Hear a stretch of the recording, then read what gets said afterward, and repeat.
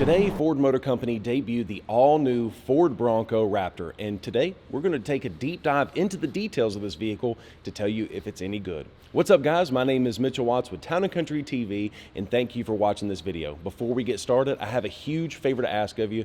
Could you smash that like button and help us defeat that YouTube algorithm? All right, now first let's talk about the performance of this vehicle.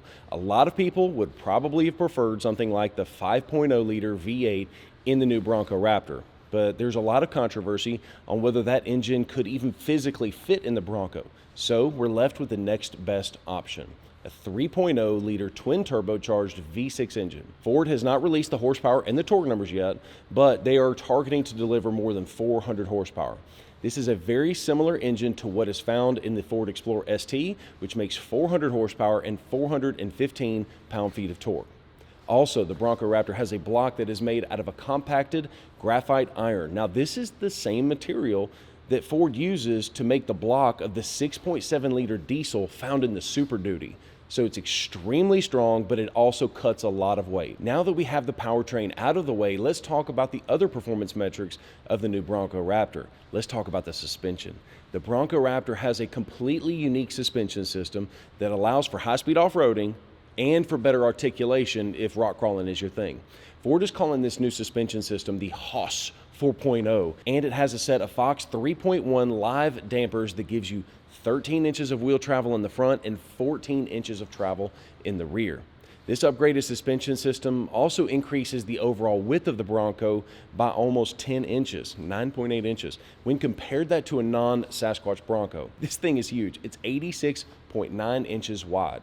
Now, a good suspension system is completely useless if you don't have a way of putting that power to the ground. To help solve that issue, Ford is equipping the new Bronco Raptor with a set of 37-inch BFG AT KO2 tires. Those are wrapped around a set of Raptor-specific 17 by 8.5-inch wheels. Now, this combination, it does give you a good ride quality on the road, but it also performs very, very well off-road. This is the largest tire ever offered from the factory in this segment. The Bronco Raptor has been reinforced where it matters. The vehicle has an upgraded fully boxed frame with upgraded shock mounts that are designed to take the abuse you may throw at it. Now, in addition to that, Ford Motor Company has reinforced the B and the C pillars to make sure that that chassis is as stiff as possible.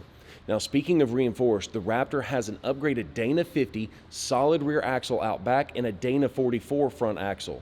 But most importantly, the Bronco Raptor has an upgraded electric power steering rack that is influenced by the F-150 Raptor. There are a large diameter inner and outer tie rod ends. All of those upgrades combined together allows for towing up to 4,500 pounds, which is 1,000 pounds over the normal 6th generation Bronco. The exterior appearance of the new Bronco, it feels like an afterthought. In my opinion, the massive, oversized fender flares just seem to cheapen the look of the Bronco. As a comparison, the exterior of the F-150 Raptor feels like a cohesive package. Notice how the body lines and everything just matches, and the fender flares are all painted. Not so on the Bronco Raptor. The flares are an unpainted plastic, and in general, they just kind of look funny.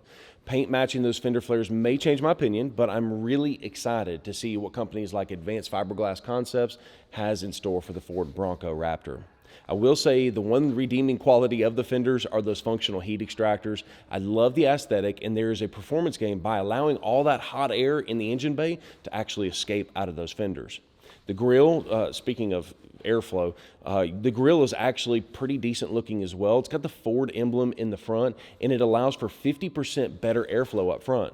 But that styling is going to take a little bit of used to, because I really have started to like that normal letters that say Bronco in that front of the grille. I really like the upgraded hood with the functional heat extractors, but by far my favorite feature of the exterior is the functional rock sliders that have built-in and removable steps. Now, towards the back of the Bronco Raptor, you'll notice that there's an upgraded spare tire carrier. This thing is modular in that it allows you to bolt on accessories so that way you can bring your own gear with you while not sacrificing interior cargo space. Ford has given us a matching 37-inch spare tire, which is great, but that does come at a cost. Due to that larger spare tire, it would actually block the brake lights when you viewed it at different angles. To fix that, Ford Motor Company actually redesigned the brake lights, and they extended them out to make sure that they could be seen. Now, put your comments down below. I'm very, very curious, win or lose for the exterior design. Moving to the interior, the Raptor Bronco has a very different interior compared to a normal Bronco. For instance, the upgraded seats have really large bolsters in them, keeps you from sliding out of the seat. There's also an upgraded steering wheel with a set of paddle shifters, so that way you can precisely hold that gear that you want or shift gears without actually having to take your hands off the steering wheel, which is kind of nice. But just behind that steering wheel is a Raptor-specific all-digital instrument cluster. Now let's talk about the production numbers. The short answer is that statistically speaking, you're not going to get a Bronco Raptor. And to prove my point, let's take a look at normal Bronco orders. According to this article on FordAuthority.com, Ford Motor Company has taken 125,000 orders for the normal Bronco. Now, personally, I think that number is a little bit low. Here's why. 125,000 orders, there's roughly 3,200 Ford dealers nationwide. That's an average of 39 Bronco orders per dealership.